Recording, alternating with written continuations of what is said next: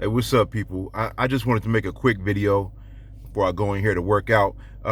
Something's been on my mind lately with the different videos and things that I watch, and just getting a different perspective from what I grew up with when it comes to people being disfellowshipped. In my congregation, now maybe my congregation was like some rebels that just decided to do it their own way.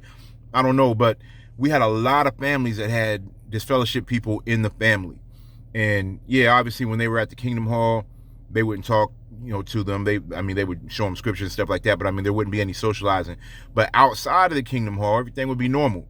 They'd be out to eat together, laughing, having fun. They'd be grocery shopping for clothes. I'd see them around town, and when you look at them, it's like nothing had changed. So obviously when you saw that family out, you would speak to the non-disfellowship ones and not speak to the disfellowship one. So that was always a little awkward. But for the families themselves, they treated them with the same love that they would if they were not disfellowship.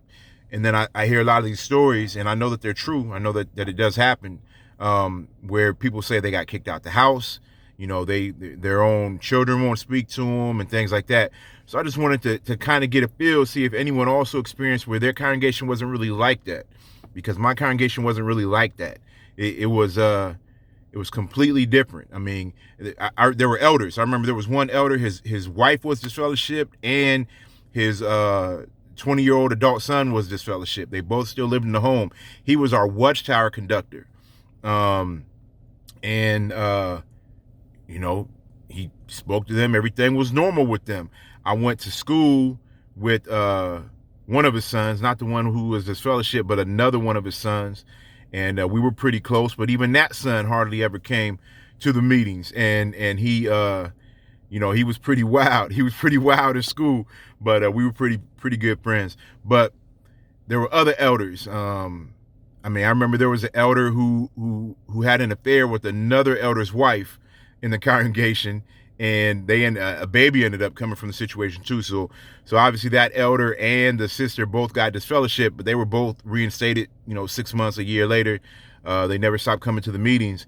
And that baby, was in that congregation that after that was clearly that, those two babies, and both couples stayed together. It was just a real weird situation every time I saw them. But anyway, during that time, they were real good still with their families, still very social. You would see them out places, and you would not know any different looking at them.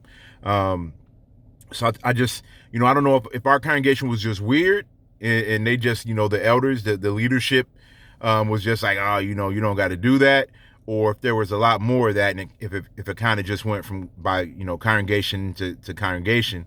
But it's just something that struck me as weird that I wanted to share and see who else experienced that. I mentioned before on here, my mother was disfellowshipped. I said before it was 4 years or 5 years, but I really think maybe it was closer to 3, the actual time she was disfellowshipped. But even during that time, there were people who would side her little notes and say, stay strong, sis. When she started coming back to the Kingdom Hall, stay strong, sis. You can make it back, and things like that, where they shouldn't have been. They shouldn't have been communicating with her. And I saw little stuff like that. Little things like that. And when people were, if people had jobs, obviously, where they had to communicate with the fellowship people, they greeted them like, hey, how you doing? It wasn't just, hey, give me these 10 nails if they were at a hardware store and the person was working or something. It was, hey, how you been? Good to see you. Things like that, where they just didn't bring up anything related to the organization.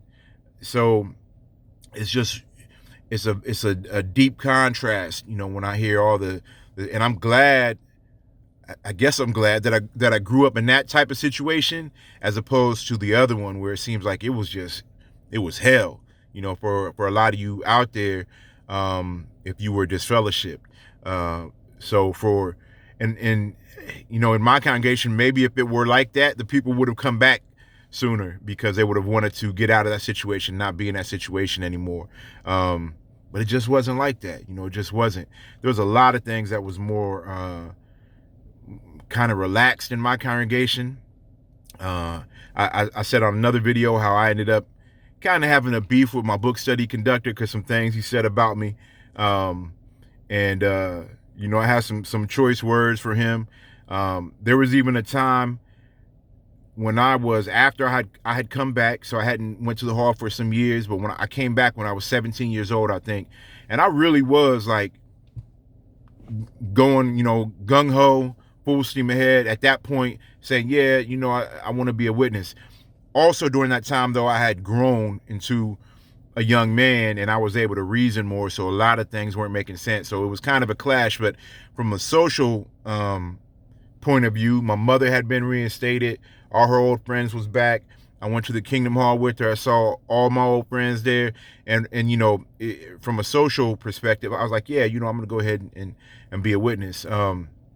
But during that time, there was a lot of crazy stuff going on with people who were disfellowshipped still from the time I was a young child up till then. So it's like this was just how our congregation was.